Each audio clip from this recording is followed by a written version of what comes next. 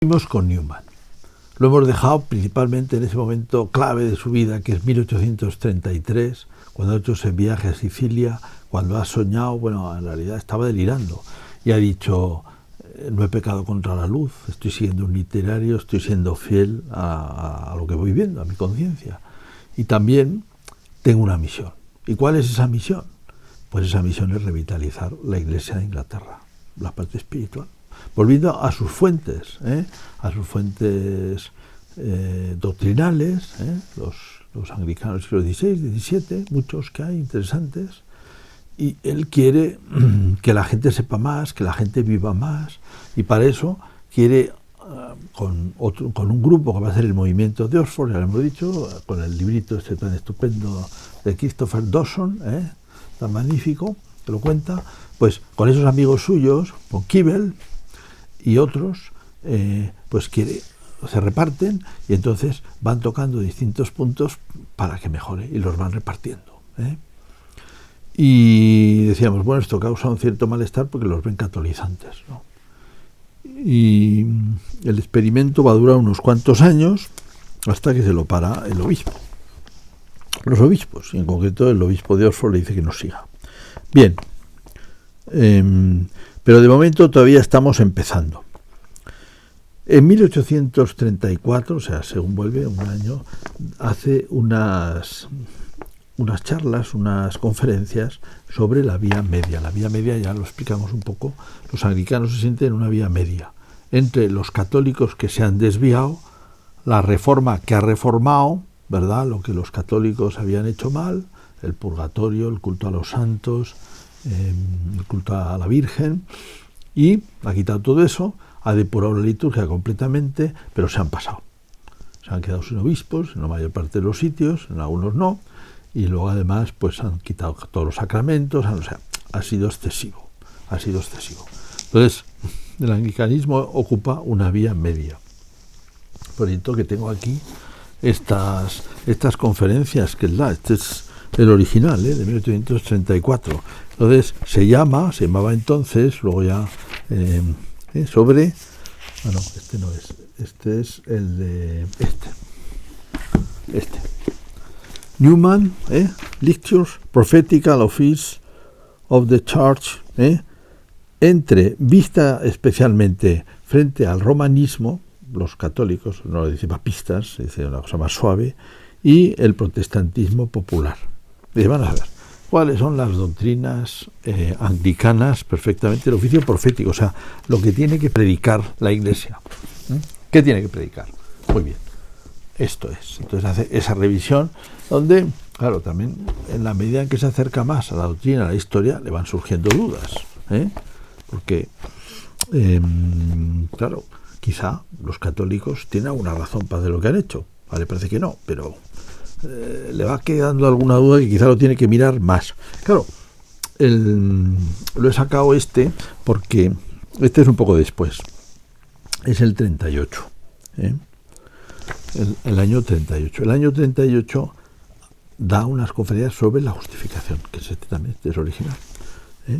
La justificación era el tema que Lutero había señalado como la clave que diferencia la reforma. La justificación es solo por la gracia.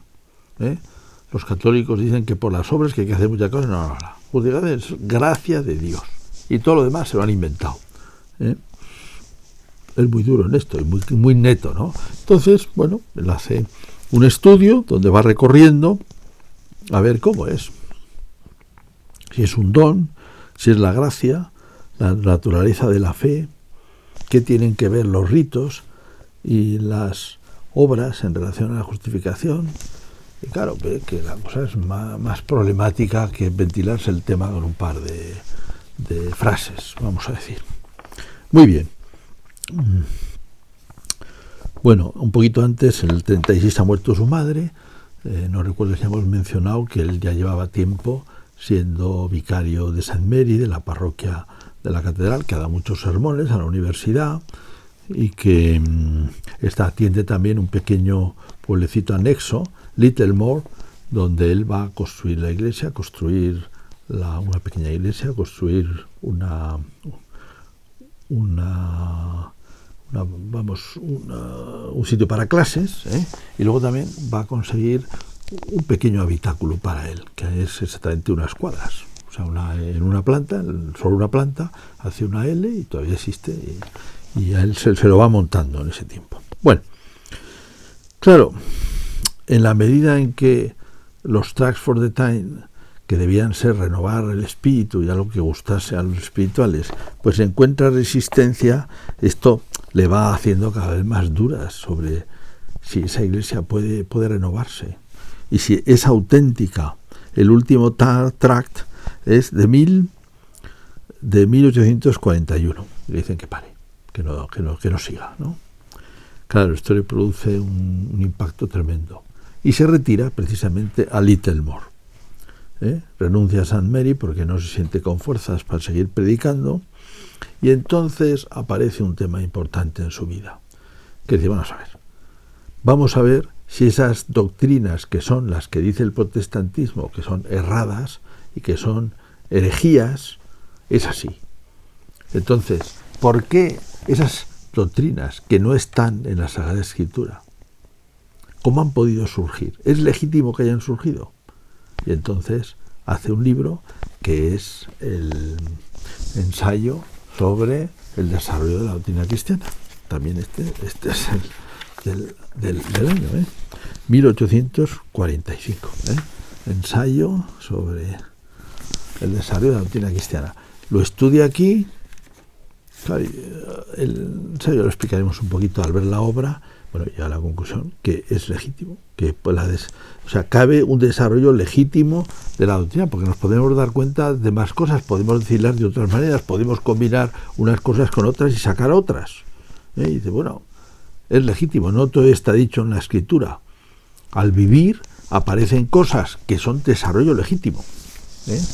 Y con eso se convierte el mismo año, se convierte estudiando esto y cuando se convierte y lo publica.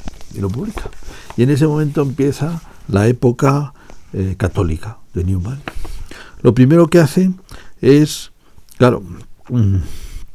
renuncia a Fellow de Oriel y se queda sin medios de subsistencia, solo los escritos. Y en 1945, pues aprovechando que pasa un religioso por ahí, que le pide que pase por su casa, Barbieri, que es beato, pues hace la profesión de fe y se convierte. Él no conocía católico, lo conocía de lejos, pero no tenía especial trato de católico, ni sabía cómo era el mundo católico, ni sabía cómo está organizado, no tenía, ni había advertido nada, ni había dado ningún paso en ese sentido. Era una cosa puramente intelectual y espiritual e interior. Y entonces deja Littlemore al año siguiente, se acerca a donde estaba el seminario católico.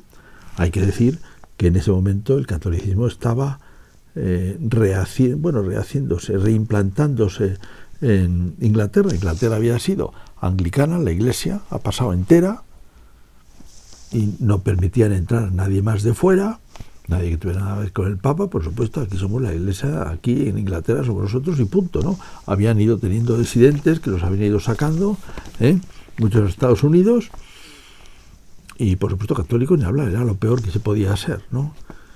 Y entonces, claro, cuando llegan los liberales, hay igualdad de derechos, porque antes tampoco los católicos, los que quedaban en Inglaterra, no tenían derechos civiles, no podían ser alcaldes, no podían, por supuesto, ocupar cargos en el Parlamento. Depende de los casos alguna vez, pero muy limitado. Y por supuesto no podían construir una iglesia católica, ni de broma, y no se podía hacer una iglesia católica.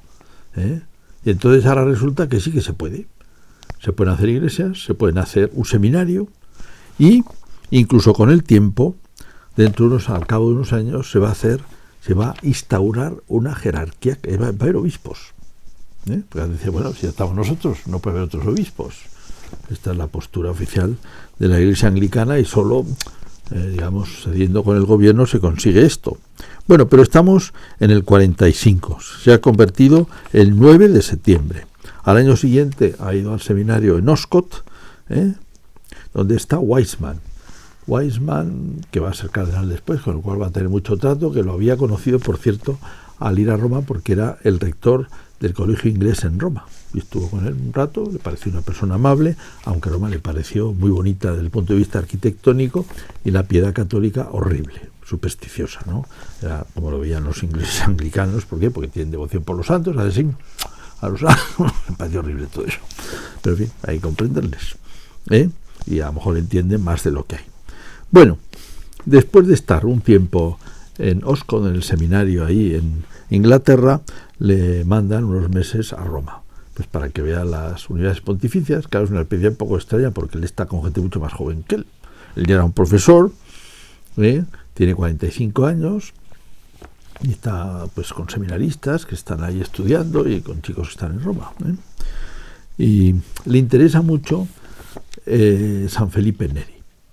San Felipe Neri tiene una famosa iglesia en el Corso Vittorio Emanuele, que es donde vivió, y conoce el oratorio. Me parece interesante la forma para él en el futuro.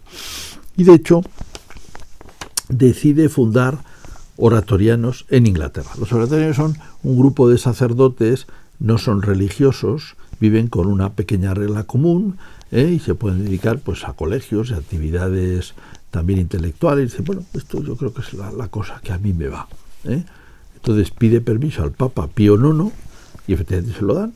Entonces cuando vuelve a Inglaterra va a fundar un oratorio en Londres y luego fundará otro en Birmingham, cerca de Birmingham. Bueno, mejor dicho, es al revés. Primero es el de cerca de Birmingham, cerca de Oscott, y después se acaba trasladando a Birmingham, y después, 11 años después, el de Londres. Bueno, donde por cierto hay otro oratoriano, otro compañero. Claro, estos son todos nuevos, muchos amigos suyos, ¿no? Faber, que es un hombre famoso entonces, que hizo bastantes libros de doctrina espiritual, de espiritualidad, y con el cual se acaban no entendiendo. Acaban separándose los oratorios y siendo más o menos independientes. Bueno, todo va muy rápido. Hemos dicho, se ha convertido en el 45, Roma en el 46. Bueno, todo esto le han renovado, se le han hecho sacerdote. Cuando ha estado en Roma, no tengo aquí la fecha, pero ha sido así. Tengo aquí apuntada la fecha. Pero bueno, esos meses le hacen sacerdote. Cuando vuelve ya el sacerdote a Inglaterra y funda el oratorio en el 48, y el Papa Pío IX directamente lo hace doctor, aunque no haya presentado una tesis en una universidad católica, ¿no?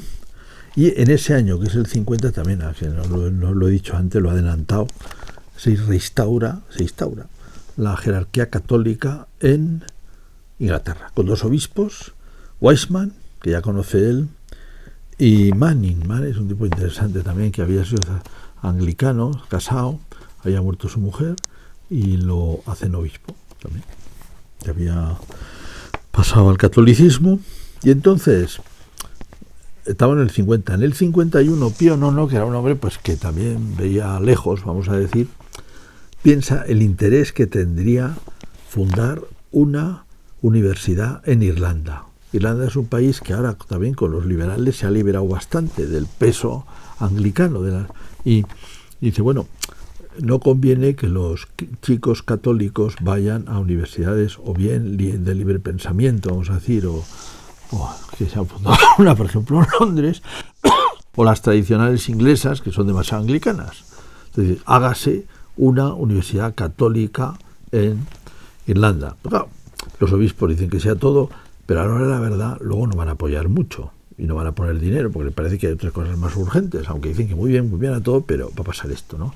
Y entonces Newman, con toda buena intención, esto le va a pasar varias veces, siendo católico, lleno de buenas intenciones, le han encargado eso, lo hace con mucha ilusión y se va a dar cuenta que la cosa no sale. Ahí está, 8 años, del 51 al 58. Pero bueno, él empieza dando unas famosas conferencias sobre lo que es una universidad. Eso da paso al libro. Cuando se reúnen, son 2 grupos de conferencias, se reúnen en Idea de la Universidad, que es uno de los grandes libros de Newman, Aquí lo tengo, la traducción, Naturaleza y fines de la universidad, sobre discursos sobre el fin y naturaleza de la educación universitaria. La idea de la universidad, conocida así, lo tengo subrayadísimo. Es un gran libro. También tengo alguna edición antigua, pero no la primera, bueno, porque se hicieron por partes y luego se reunieron un libro que es el que tengo por ahí.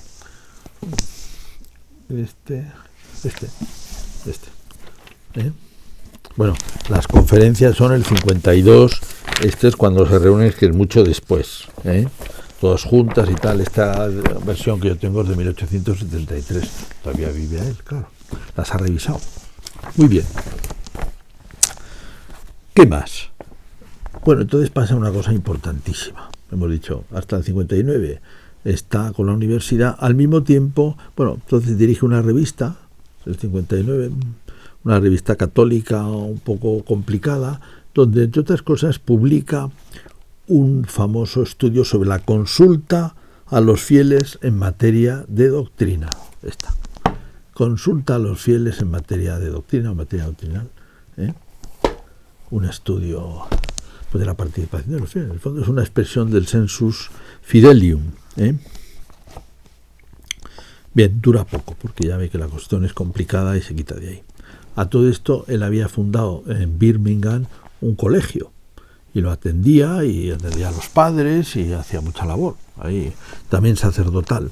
Entonces, de repente, cuando está muy metido en las cosas de colegio y ya como que se ha retirado un poco de la vida pública, ha dejado ya lo de la universidad, resulta que un tal Kingsley, un sacerdote anglicano, comenta en plan bastante despectivo el interés con el que Newman se ha pasado en la Iglesia Católica, que ha sido una cuestión, digamos, por el fondo, pues para vivir mejor y para ser más conocido y para... Y esto le indigna, le hiere muchísimo a Newman, y en pocas semanas escribe este libro tan estupendo, Apología pro vita sua, que también es una primera edición, donde esta ya no se edita así, porque la primera parte es lo que dice Kingsley y luego empieza a la historia de mis ideas, de mis opiniones, hasta 1833, esa fecha tan importante. Desde 1833 hasta 1839, hasta el 41, hasta el 45, fecha de la conversión. Luego sigue. Bueno, magnífico. Los comentaremos después al repasar un poquito ordenadamente los libros importantes. Tiene muchísima obra.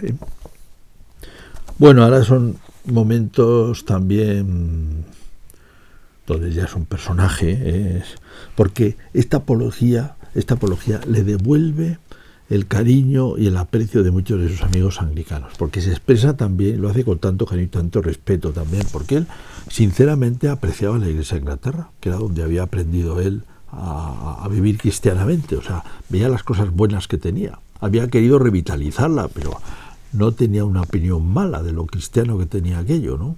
Y siempre lo reconoce así, ¿no? Y conserva muchísima amistad y mucho agradecimiento con sus amigos, también por Oxford, para él fue tan maravillosa la estancia allí. Y esto le devuelve, bueno, lo lee muchísima gente y gusta muchísimo. Entonces, casi todos los antiguos amigos anglicanos que se habían separado, pues le escriben o tienen algún detalle con él y bueno, se siente ya pues muy bien ahí, ¿no? Con las dificultades de la vida, pero bueno, esto es 1864. En 1870 termina el Concilio Vaticano I y aparece un tema que va a causar mucho impacto en Inglaterra, que es la infalibilidad pontificia. O sea, se define la infalibilidad pontificia, que en algunas circunstancias lo que dice el Papa es infalible. Entonces, esto es recibido con un ataque en Inglaterra. Dice, ¿cómo es posible? Los católicos entonces tienen dos fidelidades. Nosotros ingleses somos fieles al rey. Y los católicos, en cambio, son fieles también al Papa. Eso es una doble fidelidad que supone una traición, en el fondo. ¿A quién van a preferir cuando el Papa diga algo? Bueno, aparte que el Papa, sobre todo, tiene que hablar de cuestiones doctrinales, no va a entrar en la política de Inglaterra para decir lo que hay que hacer, pero evidentemente el asunto no está muy bien planteado, porque hay que entender bien qué significa esto de la infalibilidad. Y entonces él escribe una carta la tendré por aquí, exactamente esta, al duque de Norfolk, carta al duque de Norfolk, que era un título católico, había conseguido una familia católica, donde explica cómo el católico es fiel a su conciencia, ¿no? En primer lugar, ¿no?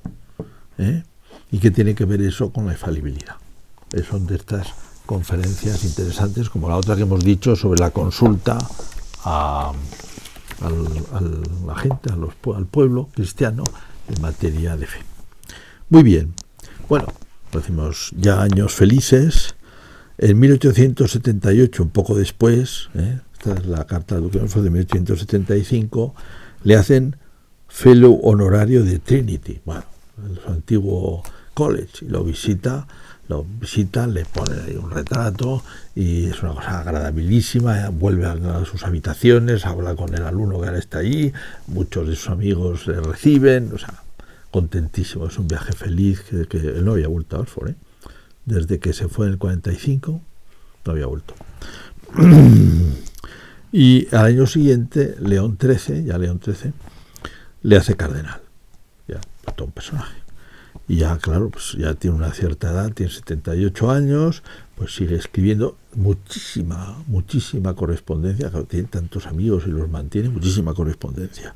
Y se va haciendo mayor, y muere en el año 90, en Birmingham. Será beatificado en el 2010 por el Papa Benedicto XVI, que hace un viaje glorioso a Inglaterra y admira mucho a Newman, y luego será canonizado por el Papa Francisco en el 2019. Esto es un poco la segunda parte resumida de su vida.